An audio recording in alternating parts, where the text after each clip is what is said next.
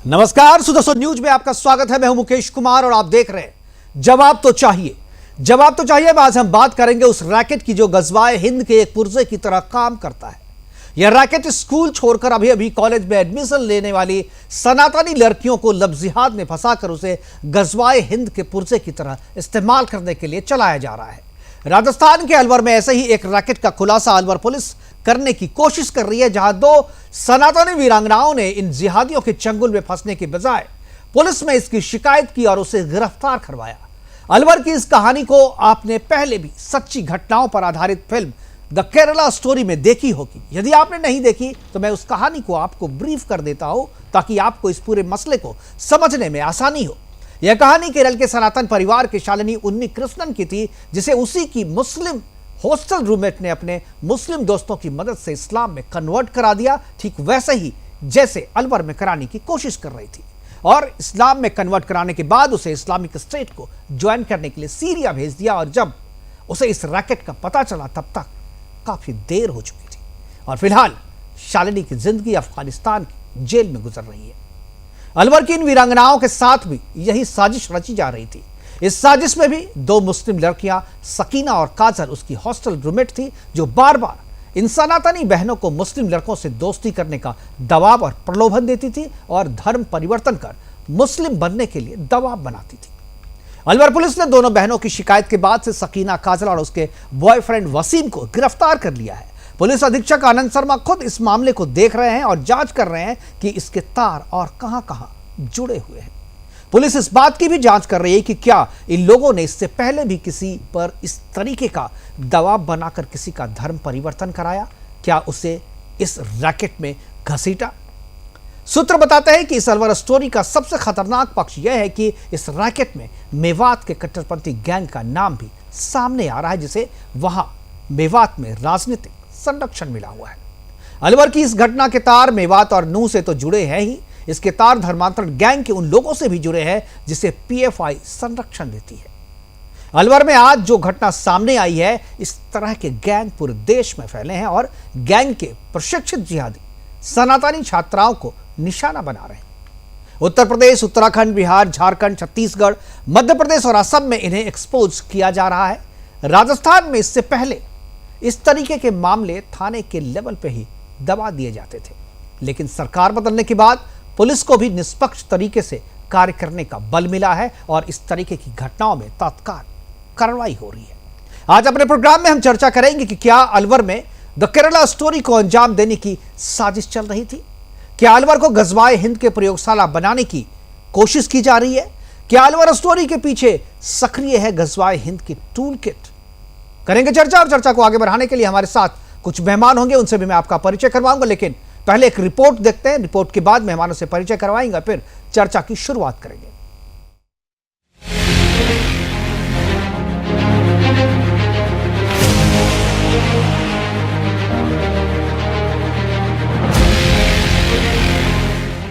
राजस्थान के अलवर में the Kerala story का आंखों देखा हाल चल रहा था। जैसा आपने धर्मांतरण का मामला द केरला स्टोरी फिल्म में देखा है, रियल लाइफ में भी डिक्टो सेम टू सेम। फिल्म में तो आप आसिफा के कैरेक्टर से अवगत होंगे ही, जो हॉस्टल की लड़कियों का ब्रेन वॉश कर पहले तो अपने भाइयों के साथ प्रेम जाल में फंसवाती है, फिर धर्मांतरण के लिए मजबूर करती है। अरवल में भी यही आसिफा का कैरेक्टर सफीना और बबीता प्ले कर रही थी। बबीता जाटव के नाम से आप कंफ्यूज मत होना, ये अपना धर्म बदल चुकी है। ये भोली भाली हिंदू रूममेट्स पर धर्मांतरण का दबाव बनाती थी। बबीता और सकीना हिंदू लड़कियों से कहती थी कि तुम मुस्लिम लड़कों से दोस्ती करो और कॉलेज आने जाने के दौरान उसके साथ घूमा फिरा करो, तुम्हें मस्ती मौज के साथ साथ पैसे भी मिलेंगे। यही नहीं, मुस्लिम युवतियों द्वारा हिंदू बहनों को धर्मांतरण कर मुस्लिम युवक से शादी करने को लेकर बहकाया जाता था। पर इन हिंदू लड़कियों के हौसले बुलंद थे, जो कट्टरपंथियों के षड्यंत्र में नहीं फंसी। कॉलेज में पढ़ने वाली दोनों बहन जब बबीता, सकीना और वसीम की बातों में नहीं आई तो जिहादियों द्वारा पीड़िताओं को ब्लैकमेल करने की धमकी भी दी गई। रास्ते में आते जाते वक्त दोनों बहनों के पीछे मुस्लिम लड़के गिद्ध की तरह मंडराते रहते थे। ये सारा कांड बबीता और सकीना के इशारों पर होता था। जरा सुनिए कट्टरपंथियों की ये कायराना करतूत ये पीड़ित हिंदू बहन सुदर्शन न्यूज के कैमरे पर बता रही है। सर हम यहाँ पे आए थे रूम के लिए। जी। तो ये लड़कियां पहले से ही रहती थी, सकीना नाम की मेओ की लड़की। तो उसने वहाँ पे 2 लड़के बुलाए कि तुम इनसे दोस्ती कर लो। मुझे बुलाया इस भाई ने खुद के रूम में कि ये ना तुम आ जाओ कोल्ड ड्रिंक वगैरह पी लो। तो मैंने वहाँ पे 2 लड़कों को देखा, तो मैं अंदर गई नहीं। मैंने कि मुझे नहीं पीनी, मैंने बाहर ही गिता दो, मुझे नहीं पता किस लिए आए हो। जी। तो एक लड़के ने बोला मुझे नहीं ये लड़की पसंद आ गई और मुझे इससे दोस्ती करनी है। तो उसने बोला कि मुझे आपसे प्यार है। मैंने उनको साफ मना कर दिया, मैंने कि मैं क्यों तुमसे दोस्ती कर रूं। तो उस लड़के ने बोला अगर तुम नहीं करोगी ना तो मैं नस काट लूंगा और तुम्हारा नाम लिख जाऊंगा कि तेरी वजह से मरा हूं मैं। सुना आपने, जिहादियों की चंगुल से छुटकारा पाने के लिए जब पीड़ित बहनों ने थाने में शिकायत दर्ज कराई तो पुलिस महकमा सतर्क हुआ और फौरन बबीता, सकीना और वसीम की गिरफ्तारी की गई।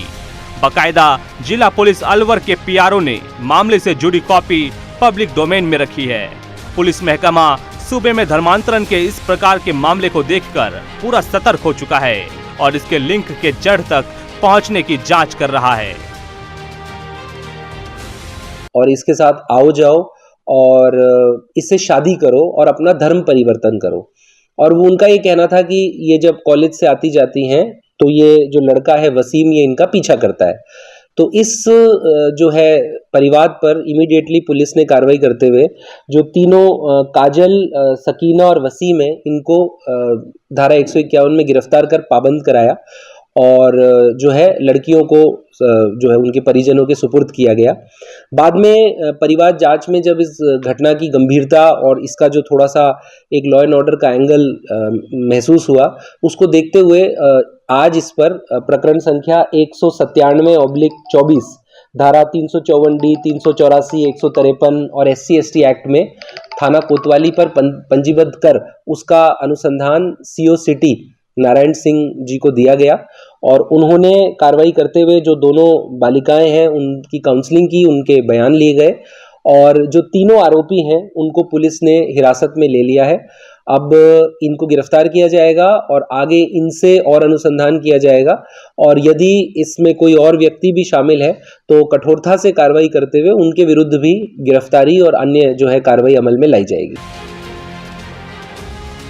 अलवर में संज्ञान में आई धर्मांतरण की खबर ने कान खड़े कर दिए हैं। आपको बता दें, अलवर नूह मेवात से सटा हुआ इलाका है जहां मेवातियों द्वारा ऐसे काले कारनामों का धंधा बड़े सुनियोजित तरीके से चलाया जाता है।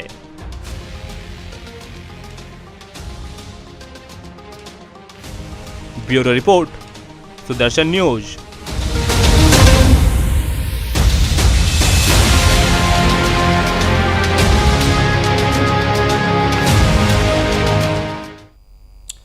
तो अलवर की ये जो स्टोरी है वो हो सकता है आपके इलाके में, आपके शहर में भी होती होगी, लेकिन पता हमें तब चलता है जब इसका पर्दाफाश किया जाता है और जब कोई वीरांगना लड़की इसी तरीके से सामने आकर के पुलिस में शिकायत करती है और जब तक वो शिकायत करती है या शिकायत करने से चूक जाती है तो फिर उसके साथ भी वही होता है जो केरला के उन्नी कृष्णन के साथ हुआ था। करेंगे चर्चा और चर्चा को आगे बढ़ाने के लिए हमारे साथ मेहमान जुड़ गए, उनसे मैं आपका परिचय करवा दूं। हमारे साथ बीजेपी के डॉक्टर जितेंद्र शास्त्री हैं, प्रवक्ता बीजेपी की तरफ से। संतोष त्यागी है, कांग्रेस के प्रवक्ता। इसके अलावा हिंदू सनातनी विचारक है गुप्ता कौशिक जी और इसके अलावा असगर खान जी है, एडवोकेट असगर खान है, वो है मुस्लिम स्कॉलर के तौर पे और चूंकि एडवोकेट है तो ये उसमें जो कानूनी पक्ष है उसको भी रखेंगे। मैं चर्चा की शुरुआत जो है मैं संतोष त्यागी जी से करना चाहूँगा। संतोष जी, जिस तरीके की घटनाएं ये हुई है वो घटना आम है और जब शिकायत होती है तब इस तरीके की बातें चली आती है, वरना हम लोग जो है खासतौर से सुदर्शन न्यूज इस तरीके की घटनाएं हमारे यहाँ रोज 4-5 आज भी हमारे पास आई, लेकिन हमने आज केवल एक अलवर की स्टोरी को आज हम कवर कर रहे हैं, इस पर प्रोग्राम कर रहे हैं। बाकी स्टोरी हमारे पास पहले से भी पड़ी हुई है। जब यहाँ राजस्थान में, ये एक दिन की बात नहीं है, आज सरकार बदली, लेकिन ये कहानी पहले से होती रही है। क्या आपको लगता है कि कांग्रेस की सरकार जहाँ जहाँ है वहाँ इस तरीके की घटनाएं बढ़ती हैं और कहीं ना कहीं सरकार और थाने के लेवल, जो हमारे सोर्स बताते हैं कि इस तरीके के कंप्लेंट्स जब पहले आते थे तो थाने के लेवल पे ही उन्हें दबा दिया जाता था। कहीं ना कहीं सरकार का दबाव या सरकार का संरक्षण जो है, या सरकार का संरक्षण सीधे तौर पे नहीं भी हो, लेकिन ऐसा करने वालों को एक मोरल बूस्ट मिलता था, एक ताकत मिलती थी नैतिक, जो हम करेंगे तो हमें सिस्टम बचा लेगा। क्या आपको लगता है कि अब जो आप लोगों ने उस टाइम में जो आपके सिस्टम में जो बचाया था वो अब सामने आ रहा है?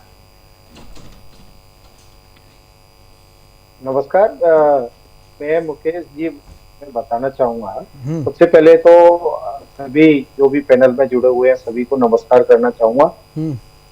आपने जो अभी बात बोली कि पहले दबाया जाता था, ऐसा कुछ मुझे तो लगता नहीं, क्योंकि कभी भी किसी भी प्रदेश की सरकार है ना, वो गलत काम को तो करने नहीं देती, विशेषकर कांग्रेस की सरकार। या हमारे यहाँ अशोक गहलोत जो मुख्यमंत्री थे, वो चाहे किसी भी जाति का, किसी भी धर्म का, किसी भी पार्टी का व्यक्ति हो, अगर उसके साथ अन्याय होता था तो वो खुद उसको हैंडल करते थे। और रही बात अलवर और ये भरतपुर का एरिया है, यहाँ पे जो आपने बताया कि ये कोई सकीना, बबीता और काजल नाम से जो कुछ मुस्लिम लड़कियां हैं, इन्होंने अगर इस अंजाम को, ये वास्तव में ही अगर इस अंजाम को इन्होंने दिया है ना, ये काम करने का, ये गलत काम करने का, इन्होंने जिस तरीके से जो काम किया है, अगर वो वहाँ के अलवर एसपी हैं मिस्टर आनंद शर्मा, तो उनके फादर भी वहाँ के एडिशनल एसपी से रिटायर्ड हुए हैं, बहुत ही ईमानदार उनके फादर भी थे, ये भी थे। अभी मैं उनको सुन रहा था, ये बिल्कुल वहाँ किसी भी प्रकार का मुझे नहीं लगता कि अगर करने देंगे। अगर ये संज्ञान में पहले, अगर आप जैसे कांग्रेस की बात कर रहे थे कि कांग्रेस राज में भी भरतपुर, अलवर, ये मेवात एरिया में किसी भी प्रकार की ऐसी घटनाएं होती थी तो वहां के, मैं तत्कालीन एसपी में आपको एक याद दिलाना चाहूंगा, एक अलवर मेवात के आसपास एक ऐसा रोड था जो आजादी के बाद बना नहीं था, वो कांग्रेस सरकार ने बनवाया। वहां तत्कालीन एसपी विकास कुमार अलवर एसपी थे और भरतपुर एसपी थे राहुल प्रकाश, इन्होंने मिलके वहां पे दोनों ने खड़े होके वहां का रोड बनवाया। और वहां पे जो भी इस तरीके की जो घटनाएं करते थे, संतोष जी ठीक है, मसला वो नहीं है, मसला जो सवाल मैंने पूछा संतोष जी सवाल मैंने ये पूछा कि पहले कांग्रेस काल में इसको दबा दिया जाता था, और अलवर की ये स्टोरी जो आज खुल करके सामने आई है, ये कोई एक दिन की घटना तो है नहीं। करीब 8 महीने से 9 महीने से बालिकाएं जो है वो पीड़ित थी, 9 महीने से उसे ऐसा करवाया। सरकार तो आज 2 महीना पहले बनी है, तो उस समय भी पुलिस में कंप्लेन करने के लिए लोग जाते थे, लेकिन उन्हें संज्ञान नहीं लिया जाता, उसे समझा बुझा कर भेज दिया जाता था। मैं वही कहना चाह रहा हूँ, अगर पुलिस उसमें एक्शन नहीं ले रही तो मीडिया तो है ना सर, आजकल तो सोशल मीडिया का जमाना है, आप सरकार पे टाल के किसी भी चीज को, नहीं टाल आप रहे हैं, नहीं सोशल मीडिया की अपनी जिम्मेदारी है, सरकार सोशल मीडिया के नाम पे अपनी जिम्मेदारी से कैसे बच सकती है, ये आपका गलत तर्क है संतोष जी। आज जो बच्चियां थाने कोतवाली अलवर में जाके रिपोर्ट दर्ज कराई है, वो चीज पहले कभी किसी प्रकार की अगर कोई कांग्रेस, चलिए मैं ठीक है, मैं आप समझ रहे हैं, मैं यही बात पूछ रहा हूँ। जितेंद्र जी हमारे साथ है, हमारे साथ डॉक्टर जितेंद्र शास्त्री जी हैं, बीजेपी के प्रवक्ता हैं, वो आपका जवाब देना चाह रहे हैं। जितेंद्र जी जरा बताइए, जो बात ये कह रहे हैं वो क्या जवाब है आपका? एक बार जितेंद्र जी की आवाज नहीं आ रही, एक बार ऑडियो उनका सही कीजिए। जी जितेंद्र जी। जी मुकेश, आवाज आ रही है? जी आ रही है। जी मुकेश, जिनेंद्र शास्त्री, मेरा आपसे कहना ये था, मेरे मित्र संतोष जी ने बहुत ही एक स्वीप कर दिया इस विषय को। मैं ये कहना चाहता हूं कि कांग्रेस सरकार ने हमेशा तुष्टीकरण की नीति अपनाई। मुझे ये बता दिया जाए कि 24 घंटे में कभी भी किसी मामले पे मुकदमा दर्ज हुआ हो। मैंने स्वयं आनंद जी शर्मा साहब से बात की, 28 तारीख की मुकेश जी ये बात है, और 29 तारीख यानी कल मामला दर्ज हो गया।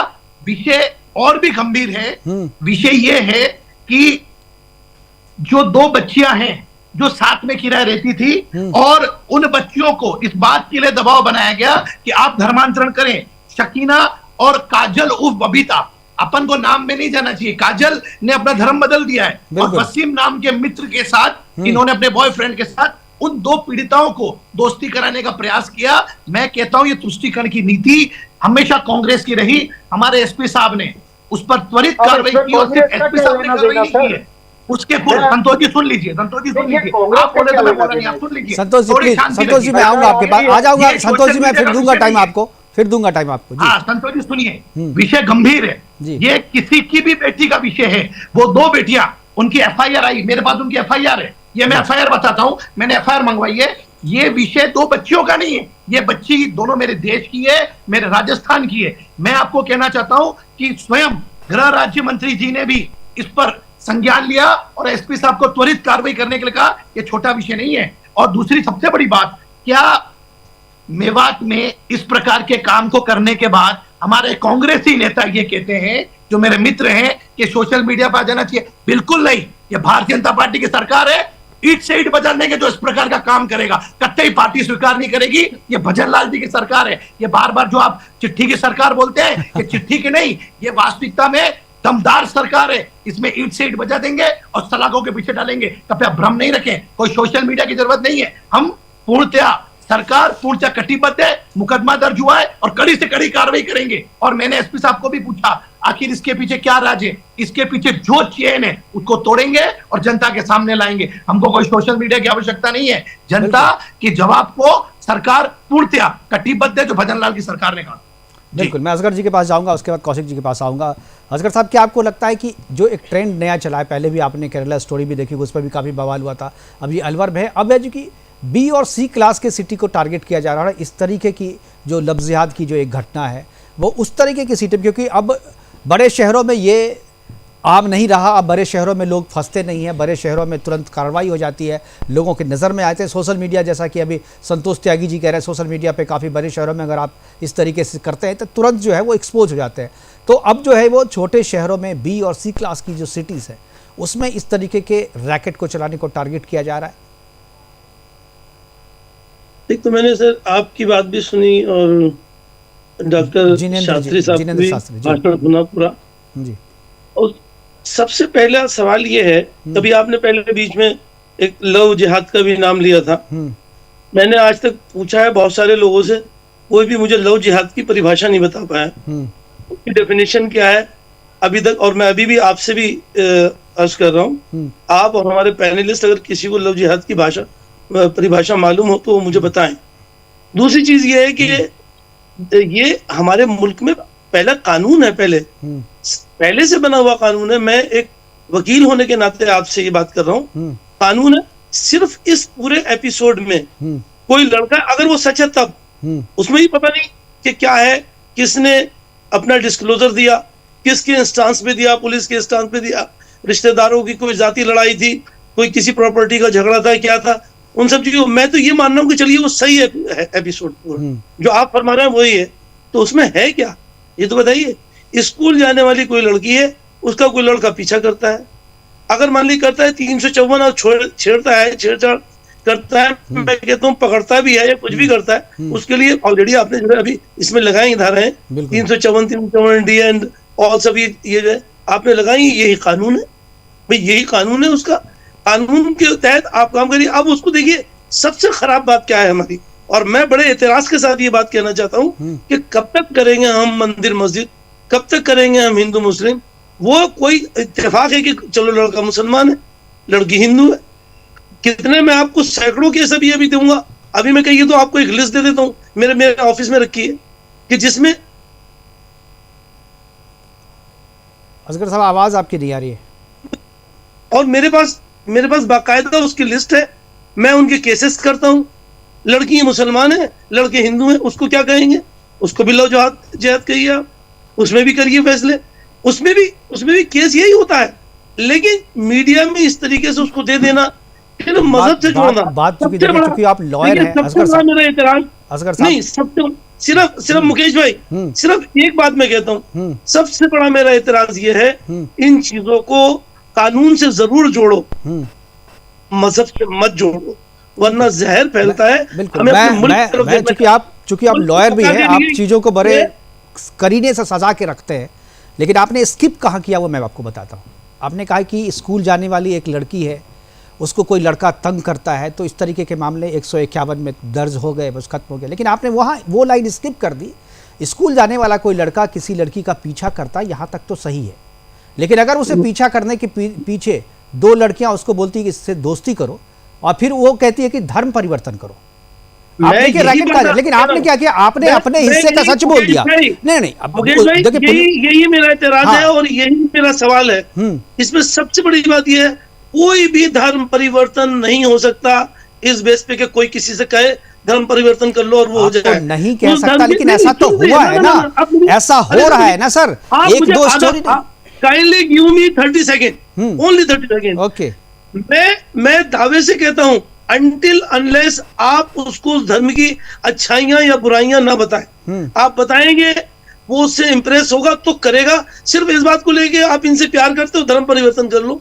आप, ये लड़का आपका पीछा कर रहा है और वो भी जो एतराज कर रही है लड़की कि मैं तो आपसे नहीं करूंगी दोस्ती, वो एतराज करने वाली लड़की से आप ये कहोगे? नहीं तो फिर भी तो उसको छोड़ा नहीं जा रहा है ना, क्योंकि यही तो प्रॉब्लम है सर, कि वो नहीं करना चाह रही है, वो दोस्ती नहीं करना चाह रही है। वो जो देखिए, एक काजल भी है उसमें, आप देखिए एक कैरेक्टर काजल भी है जिसने उसके साथ दोस्ती की और उसका नतीजा देखा आपने, जैसा कि जिनेंद्र जी ने भी बताया। नहीं, आप असगर साहब प्लीज मेरी बात को सुनिए, मेरी बात को सुनिए मुकेश सर। मैं ये कहना चाहता हूँ मेरे मित्र वकील साहब को, शायद इन्होंने एक बात बहुत दिल दुखाने वाली कही। इन्होंने कहा कि वो स्कूल की लड़की थी। पहली बात मैं बता दूं, वो 23 वर्षीय युवती है, वो स्कूल पढ़ने वाली बच्ची।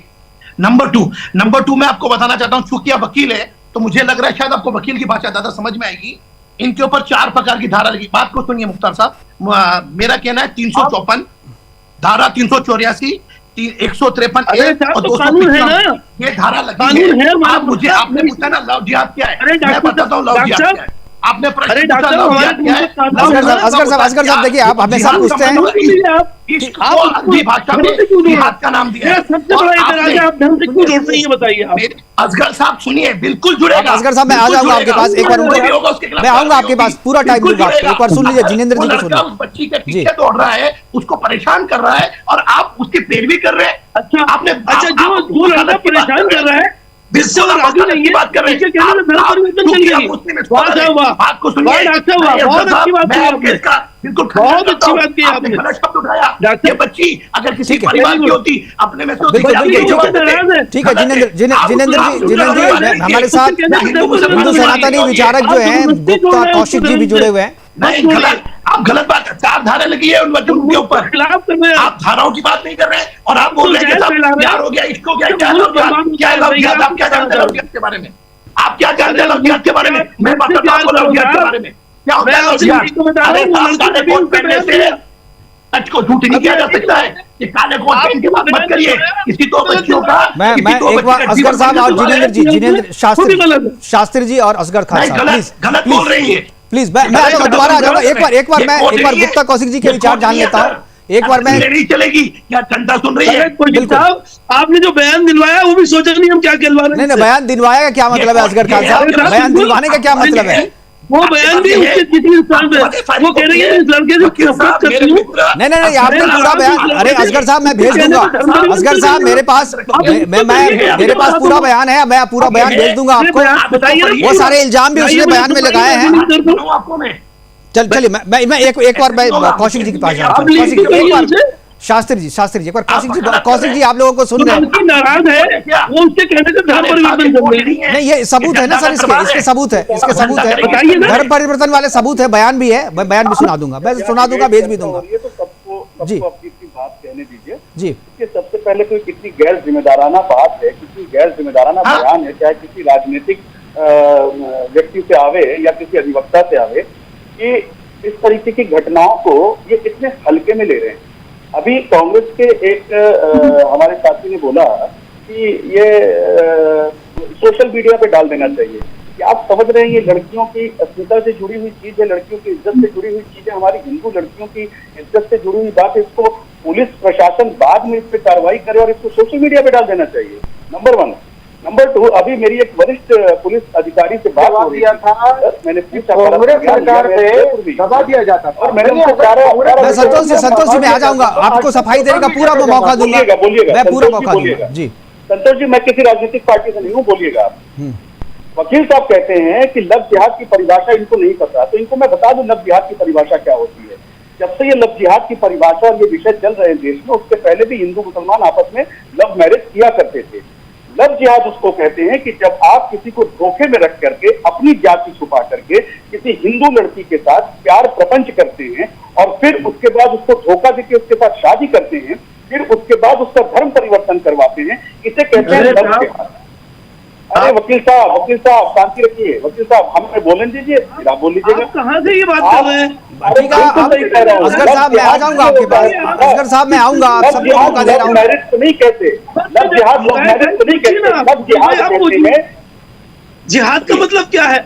आप जिहाद का जिहाद का मतलब मतलब जिहाद का मतलब तो आपको बहुत समझ लग जाएगा पूरा कुरान। असगर साहब आप रहने दीजिए, आप जिहाद का मतलब आप हर एक डिबेट में जिहाद का मतलब समझते हैं। आप किसी दिन हमारे ऑफिस आइए, मैं समझाता हूँ आपको। मैं मेरे पास दुनिया जिहाद देख रही है, आपके हर तरीके की दुनिया देख रही है।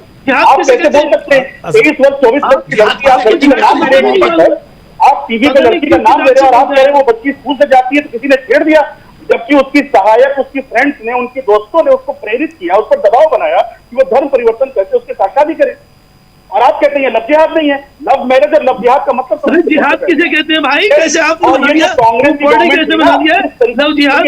लव तो आप भी जानते हैं, मैं भी जानता हूँ। जिहाद का मतलब बताइए। के नेता जो हमारे संतोष जी कह रहे हैं कि सोशल मीडिया पे डालना चाहिए, सोशल मीडिया का दौर है, क्या मैं उनसे पूछूं अगर उनके घर में किसी स्त्री किसी महिला के साथ कोई इस तरीके की दुर्भाग्यपूर्ण घटना होगी तो क्या वो सबसे पहले प्रशासनिक व्यवस्था से जाके आश्रय लेंगे या सबसे पहले उठाकर सोशल मीडिया पे न्यूज डालेंगे? और ये आज जो कुछ भी हो रहा है राजस्थान के अंदर, भारतीय जनता पार्टी की सरकार आई है, तो आज जो कुछ भी हो रहा है, ठीक है, मैं संतोष जी आऊंगा आपके पास। ठीक है सर, आप सब लोगों ने, संतोष जी कुछ बोलना और चाह रहे थे और आप लोगों ने उसे गलत तरीके से शायद लिया है। संतोष जी ठीक है, संतोष जी कुछ अपनी सफाई देना चाह रहे हैं। जी संतोष जी, मैं जिनेंद्र जी इसके बाद आपके पास आ रहा हूँ। मैं गुप्ता कौशिक जी से एक तो ये बताना चाहूंगा कि मैंने उस संदर्भ में बोला था कि मुकेश जी ने कहा था कि कांग्रेस सरकार में इस तरह के मामले दबा दिए जाते थे, रफा दफा कर दिए जाते थे, तो मैंने उसका ये जवाब दिया था कि कांग्रेस सरकार में अगर आपको ऐसा लगता है कि आजकल सोशल मीडिया का जमाना है, कोई भी किसी चीज को अगर दबाया जाएगा तो आज मीडिया है, सोशल मीडिया है, उस पर आना चाहिए, आ जाते किसी को। तो मैं कोई दुर्घटना अगर प्रशासन दबाती है और आप सोशल मीडिया पे लाएंगे तो आप पीड़ित को न्याय नहीं दिला सकते। न्याय दिला सकते हैं शासन और प्रशासनिक व्यवस्था से। प्रशासन बिल्कुल उल्ट सुलझ थी राजस्थान के अंदर। कोई गंभीर मामले ठीक है संतोष जी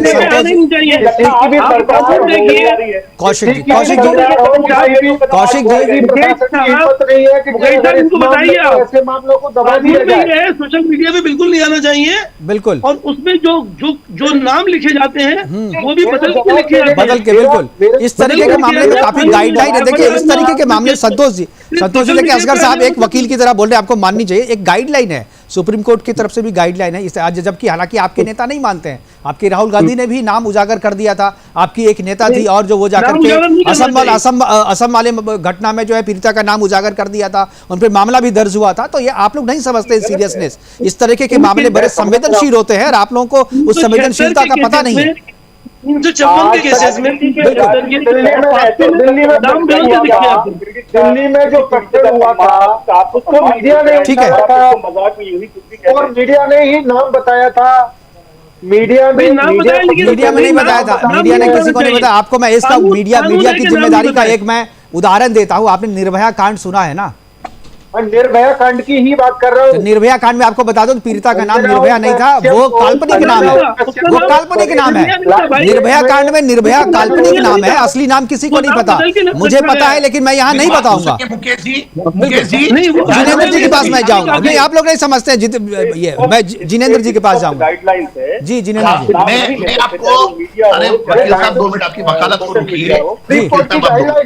सुप्रीम कोर्ट की गाइडलाइन है। जी बिल्कुल, मैं वही बात कह रहा हूँ। सुप्रीम कोर्ट की गाइडलाइन आप लोग नहीं उसको फॉलो करते हैं, आपके नेता भी फॉलो नहीं करते हैं, इसीलिए केस भी आप लोगों पे हुआ, लेकिन फिर भी आप लोग सुधर नहीं रहे। जिनेंद्र जी आप बताइए। मैं मुकेश में कहना चाहता हूँ, अरे आपकी दो आपके राहुल गांधी पे केस है इसका, आप गजब बात कर रहे हैं। आपके नेता पे केस है, आपके नेता पे इस पे केस है कि नाम उजागर करने का मामला उन पे।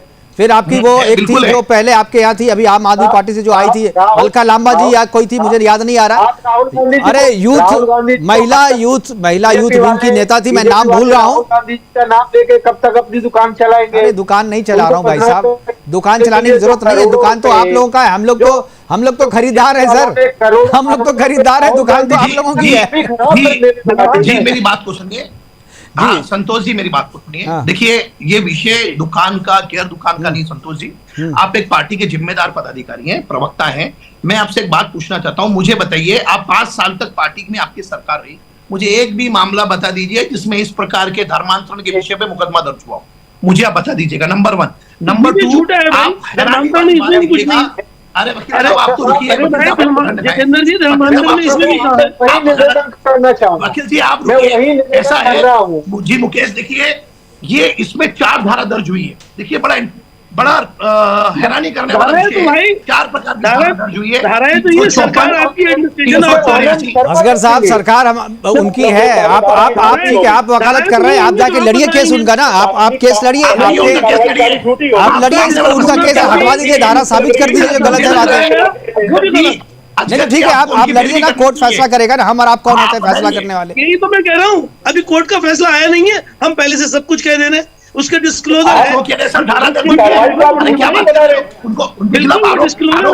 चलो ठीक है सर, ये बहस तो ऐसे ही चलती रहेगी, ये बहस ऐसे ही चलती रहेगी और समय निकलता रहेगा ना, हमारे पास समय की कमी है, बार बार वाइंड अप करने का इशारा हो रहा है। मैं जिनेंद्र शास्त्री, डॉक्टर जिनेंद्र शास्त्री जी आपसे, असगर खान साहब आपसे, गुप्ता कौशिक जी आपसे और संतोष त्यागी जी आपसे बहुत बहुत धन्यवाद, आप जुड़े और अपनी बातें हमारे से साझा की। लेकिन जो चर्चा शुरू हुई थी कि केरला स्टोरी को दोहराया जा रहा है, अलवर में एक अलग स्टोरी बनाई जा रही है, केवल अलवर की ही कहानी नहीं है, बल्कि बी और सी क्लास ग्रेड के जो शहर है, जो कस्बे हैं, वहां पर इस तरीके की गैंग, गजवाए हिंद के जो गैंग के जो टूल के जो पुर्जे हैं वो वहां पर सक्रिय हैं। और अब चूंकि दिल्ली मुंबई में इस तरीके की बातें या मेट्रो सिटीज में इस तरीके की बातें तुरंत सामने आ जाती है और एक्सपोज हो जाता है चेहरा, इसलिए अब इन गैंग का जो निशाना है वो वैसे शहर हैं जहां पर उतनी ज्यादा जो है सजगता नहीं है, उतनी ज़्यादा सक्रियता नहीं है लोगों की। लेकिन इन अलवर की 2 बहनों ने जिस तरीके से साहस का कार्य किया है वो सराहनीय है और ये एक संदेश भी देता है कि अगर आपके साथ भी, आपके शहर में भी